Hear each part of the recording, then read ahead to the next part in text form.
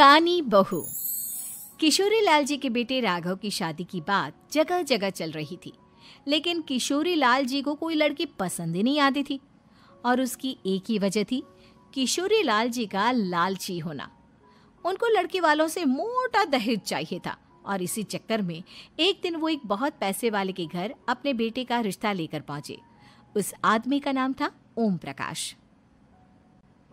देखिए किशोरी लाल जी, मेरी एक ही बेटी है और मेरी सारी संपत्ति जायदाद सब कुछ मेरी बेटी नैना का ही है। पापा, नाम से लगता है बहुत खूबसूरत होगी।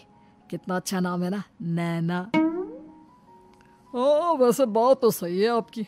अब इतना पैसा है, जमीन जायदाद है, इकलौती बेटी, आप भी क्या करेंगे?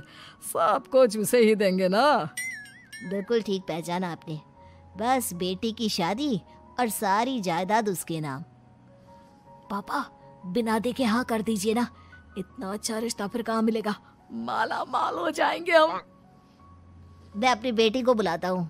अरे नहीं नहीं नहीं नहीं, आपकी बेटी का नाम नैना है, सुनकर ही लगता है बहुत सुंदर होगी। रहने दीजिए अंकल, मैं तो आपकी बेटी के नाम से ही इतना खुश हो गया हूँ कि उसे बिना देखे शादी करने को तैयार हूँ। अब तो मैं उसका चेहरा सीधे शादी के बाद ही देखूंगा। और इस तरह राघव नैना का चेहरा नहीं देखता और उससे शादी कर लेता है। शादी के बाद अपनी सुहाग रात पर जब राघव नैना का घूंघट उठाकर देखता है तो नैना की आंखें बंद थी। कितने खूबसूरत हो तुम नैना, जरा अपनी आंखें खोलकर मेरी तरफ देखो तो सही। नहीं, मुझे शर्म आती है। अरे, मैंने तुम्हें शादी से पहले भी नहीं देखा, और अब अगर तुम आंखें खोलकर मुझे देखोगी भी नहीं तो मुझे अच्छा कैसे लगेगा? इससे पहले कि नैना अपनी आंखें खोलकर राघव की तरफ देखती, अचानक से लाइट चली गई और राघव नैना को पूरी तरह से देख भी नहीं पाया। अगली सुबह नैना राघव के लिए नाश्ता बनाकर लेकर आई। अरे ये क्या, आधा पराठा सेका हुआ है और आधा बिल्कुल कच्चा। ये तुमने क्या किया नैना? बहू, तुमने क्या आधा पराठा तवे से नीचे लटका कर रखा था, जो आधा सिका है और आधा कच्चा? मुझे जितना दिखेगा उतना ही तो सीखूंगी ना पापा जी। जहाँ जहाँ मुझे नजर आ रहा था वहाँ मैंने सीख लिया, जहाँ जहाँ नहीं दिखा वहाँ कच्चा रह गया होगा। इसका क्या मतलब है? ये कैसा मजाक कर रही है तुम? अरे बहू, तुमने इतना लंबा घूंघट क्यों लगाया हुआ है? देखो, हमारे घर में बहुओं को बेटी की तरह रखा जाता है, और फिर तुम तो इतना सारा माल लेकर आई हो। देखो, ये घूंघट डालकर रखने की कोई ज़रूरत नहीं है। हाँ नैना, पापा जी ठीक कह रहे हैं, तुम तो आराम से रहो, अपना ही घर समझो। नैना अचानक से अपना घूंघट उठा लेती है। अरे ये क्या पापा, नैना की तो एक आंख फूटी हुई है। नाम से नैना, लेकिन ये तो कानी बहू निकली। मेरे साथ धोखा हुआ है, धोखा।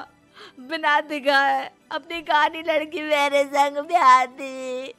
मुझे कानी बीवी नहीं चाहिए।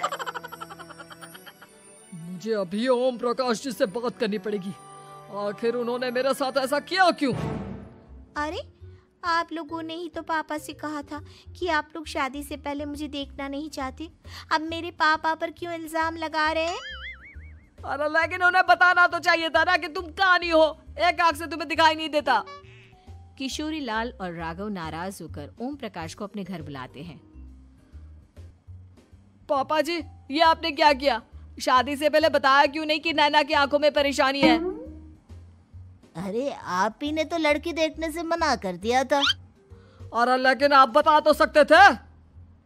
आपको तो हमारी बेटी की प्रॉपर्टी चाहिए थी, वो भी पूरी की पूरी। अब क्या हुआ अगर उसे आधा दिखाई देता है? प्रॉपर्टी तो आपको पूरी मिल गई ना। अरे ये क्या बात हुई? मेरी शादी प्रॉपर्टी से नहीं, आपकी बेटी से हुई है। अब ये तो पहले सोचना चाहिए था, तब तो मेरी प्रॉपर्टी देखकर तुम्हारी जुबान लप लपा रही थी। लेकिन मैं कानी लड़की को अपनी बीवी बनाकर नहीं रख सकता। पापा, कुछ करिए ना आप। हाँ, करता हूँ। देखिए ओम प्रकाश जी, आप हमारे साथ ऐसा नहीं कर सकते। और तुम देखो, अगर तुमने मेरी बेटी से शादी तोड़ी ना, तो जो भी प्रॉपर्टी मैंने तुम्हें दी है वो तो पूरी की पूरी वापस ले ही लूँगा, और आधी प्रॉपर्टी तुम्हारी भी लूँगा। अरे मेरी आधी प्रॉपर्टी भला क्यों लेंगे आप? इसलिए क्योंकि मेरी बेटी को आधा नजर आता है और उसकी नज़र अभी तक तुम्हारी आधी जायदाद पर ही पड़ी है। अब तुम उसे घर से निकालोगे तो कुछ तो लेकर जाएगी ना। और अगर हम आपकी बेटी को अपने घर की बहू बनाकर रखे तो? तो तुम्हारी पूरी प्रॉपर्टी तुम्हारी ही रहेगी, और जो मैंने तुम्हें दिया है ना, उसमें से बस मैं आधा लेकर जाऊंगा। अरे लेकिन अब आप अपनी दी हुई प्रॉपर्टी में से आधी वापस क्यों लेकर जाएंगे? अगर मैं आपकी बेटी को अपनी पत्नी बनाकर रखने को तैयार हूं तो? इसलिए ताकि भविष्य में अगर तुम मेरी बेटी को धोखा दो तो उसके पास कुछ तो रहे जो पति का हो। वैसे मेरे पास तो बहुत कुछ है, लेकिन अपने पति की कोई निशानी तो उसके पास होनी चाहिए ना। अब अगर तुमने मेरी बेटी को कानी कहा तो तुम्हें प्रॉपर्टी भी कानी ही मिलेगी, पूरी नहीं। जमाए राजा।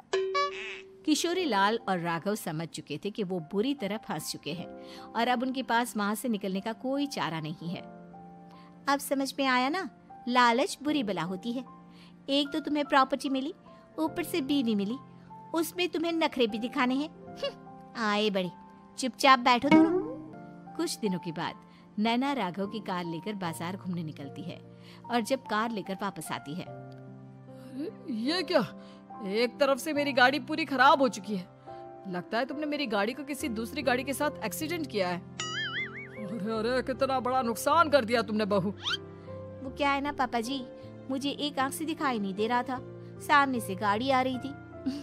मुझे तो सिर्फ आधा ही दिखाई दिया और वो गाड़ी मेरी कार से रगड़ते हुए निकल गई। अब मैं क्या करूं बताओ? आप इसे ठीक कराने के पैसे कौन देगा? तुम्हारे पापा। तुमने मुझसे इस तरह से बात की? अभी रुको। नैना राघव की शिकायत ओम प्रकाश को कर देती है। देखो राघव, अब जो मेरी आधी प्रॉपर्टी तुम्हारे पास थी ना, उसमें से आधी और मैं लेकर जाऊंगा, क्योंकि तुमने मेरी बेटी को डांटा। अरे नहीं नहीं पापा जी, गलती हो गई, माफ कर दो। गलती की तो कोई गुंजाइश ही नहीं। अगली बार मेरी बेटी को डांटा तो बची हुई आधी में से आधी और ले जाऊंगा। लालच के चक्कर में हम दोनों ने बहुत बड़ी गलती कर दी बेटा। एक तो तुम्हें कानी बहू मिली और ऊपर से जो माल मिला वो भी काना। इस तरह राघव की हर एक गलती पर ओम प्रकाश उसकी प्रॉपर्टी का आधा आधा हिस्सा लेकर अपना सारा माल वापस ले गया और राघव को कानी बीवी से काम चलाना पड़ा। भाई लालच वाकई में बुरी बला है।